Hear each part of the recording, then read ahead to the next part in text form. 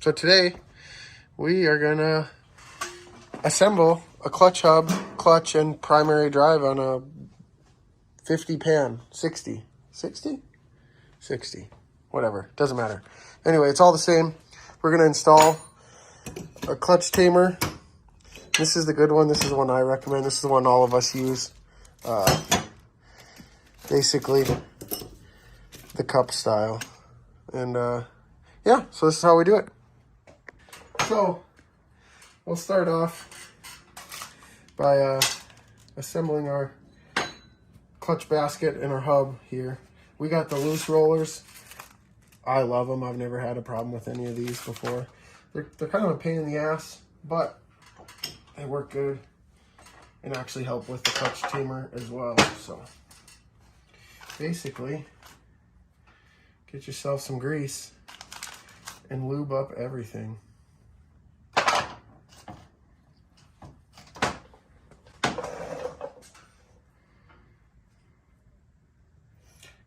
I suppose try and kind of avoid getting it on your friction plate here if you can. It's not dire, but basically this is just going to help us stick those loose rollers on and keep them in place on top of lubing them up.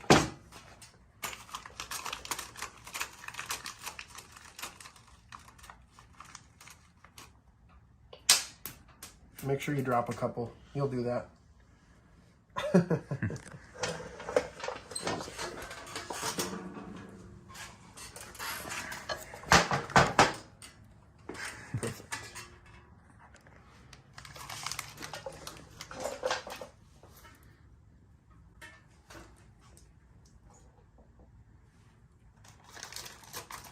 The bird cages work. I don't know. I've just never had good luck with them. I've had them explode and do all sorts of funny stuff. So oh, it smells like grandma's cooking.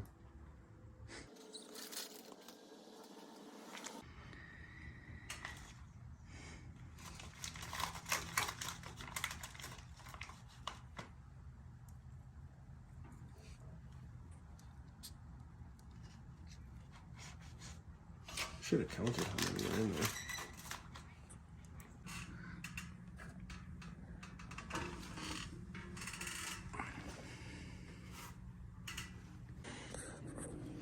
Once you wipe a little grease in here, this is what rolls around on these. You just take it carefully to hopefully not spill any. And drop it in there. Give her a couple spins, get the grease moving. Oh yeah. There. So when you get a new, say you order a new one from Old Taiwan Ted or whatever, clutch hub, they come with this. That's the old style retainer.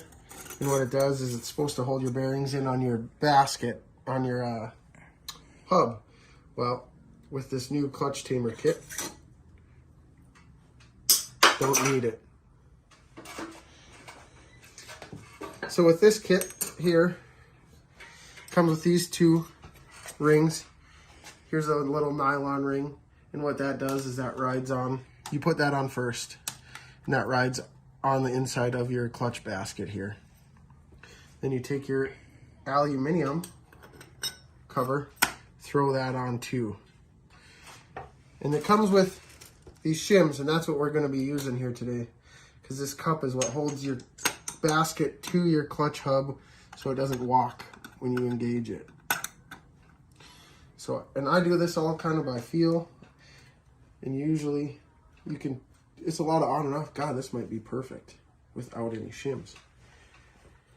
So then you'll take it, line up your keyway here on your main shaft. I usually start it at 12 o'clock.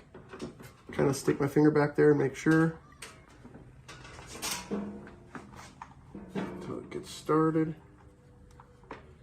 If it starts. Keyway is sticking up a little.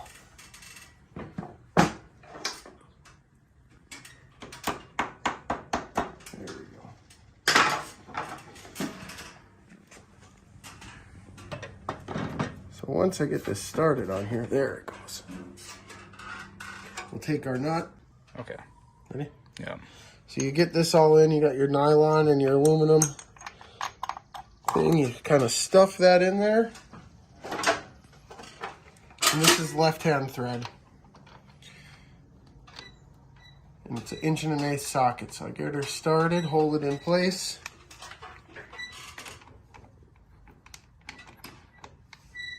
If I can get it started there.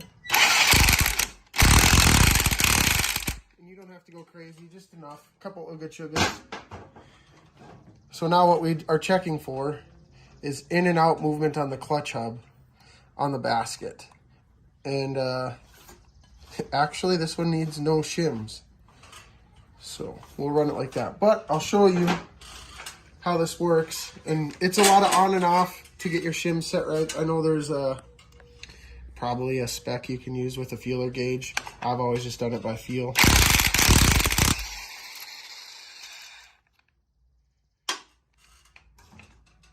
Let's slide that off again. At least the cup. So if there's an excessive amount of play where this comes in and out, your clutch basket walks off like that. What you'll do is you'll take the shims they send you,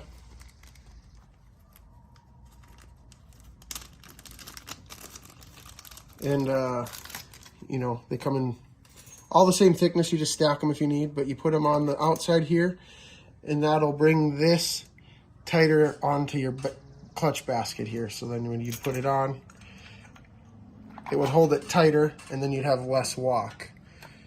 There's also shims that come with, our kit didn't come with it today, but they come with the inside shims too. So if it's not, if your nut isn't grabbing or something, you can put those on, or there's too much resistance. But we will throw this back on.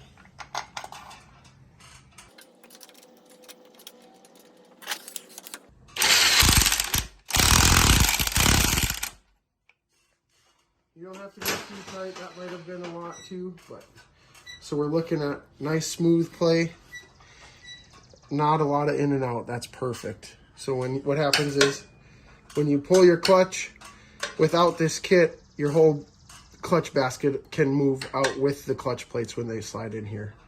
So that's what this fixes.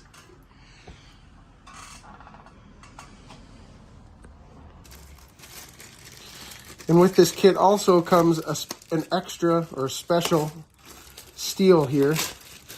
And what this does is, notice how there's a gap here between your clutch basket and your retainer rings. This takes up that space. So this is actually bigger than your actual steels and slides around that to make it flush. So depending on your steels here, these ones have the anti-rather. There's a little ball bearing there that's supposed to quiet your clutch down. So these are actually put in, there's a label on them that says out. So when you put these in, you want to make sure those are out, because what happens is that little ball bearing, with the way your motor runs, it hits that, your stop here on your steel, and it quiets your clutch down. So basically what you do is friction, steel, friction, steel,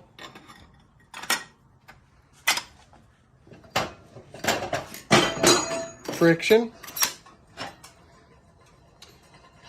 steel. Let me retrieve the runaway. And finally, a friction. Ready? Mm-hmm. So now we'll assemble your pressure plate. And I guess this is like a secondary pressure plate. Basically, this houses your springs that applies your clutch and disengages it. So we'll take our pressure plate here and we'll line up our springs here.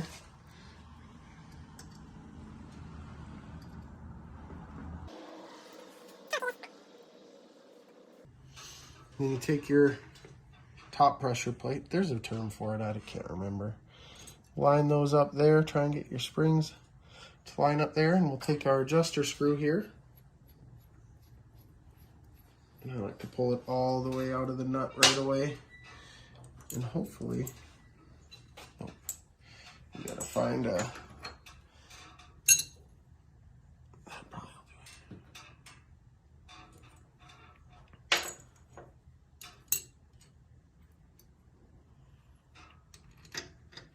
A big enough washer that I can screw this into the pressure plate here. Then we'll take our nut, run that down. Thanks, Lee.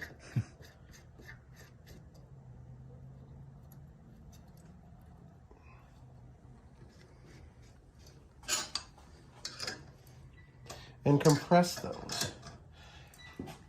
Any washer will work as long as it covers the outside of here, and then you can get a nut and it holds your nut in place.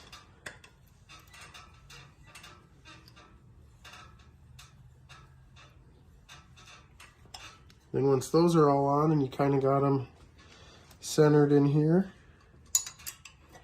a little finagling doesn't hurt.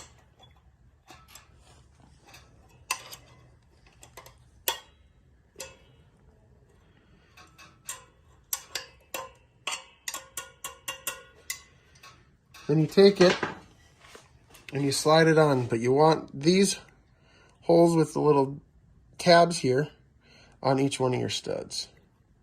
So we'll line that up like this. If I can, there we go.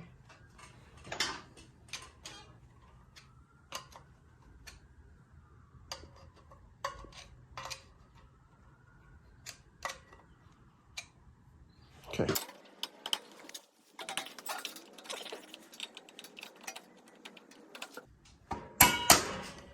There. Now it actually moves good. Spring must have just been offset a little bit. So then you'll take our nuts, they're little castle nuts. And you spin those on and hopefully our washer isn't too big. You want the castle side down, and that'll engage these little tabs here on the pressure plate.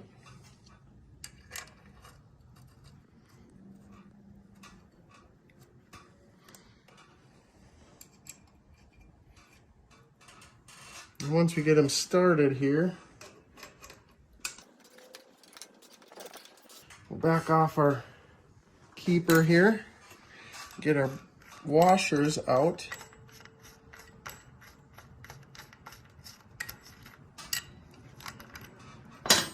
If I can.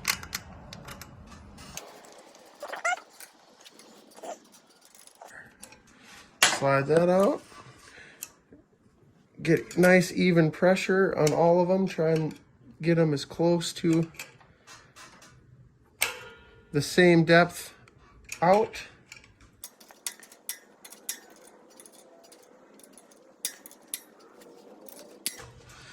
Now it's locked.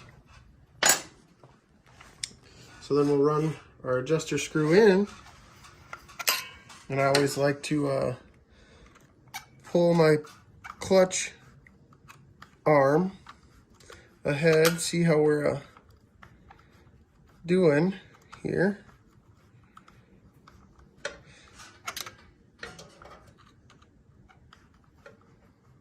Just till it stops moving back. You can even back it off a little bit, give yourself a little play. Run your lock nut on.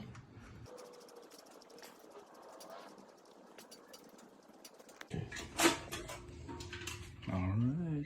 So when you're adjusting your clutch, you gotta get your 9/16 on that lock nut. Hold your, it's a lot easier with the belt on, but hold your adjusting screw and crank that down.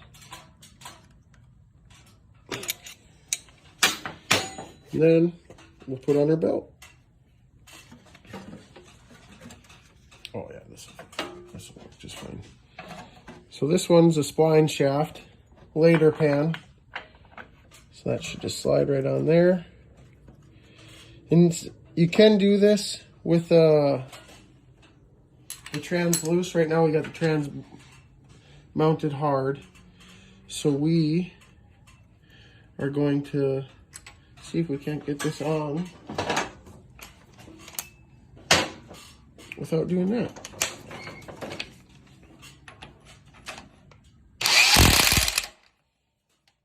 So we'll snug it down with the impact. Get our belt kind of started up here.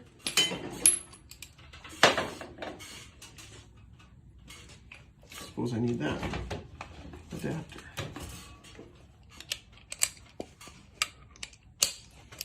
And then we'll put it in reverse and spin it as the motor would.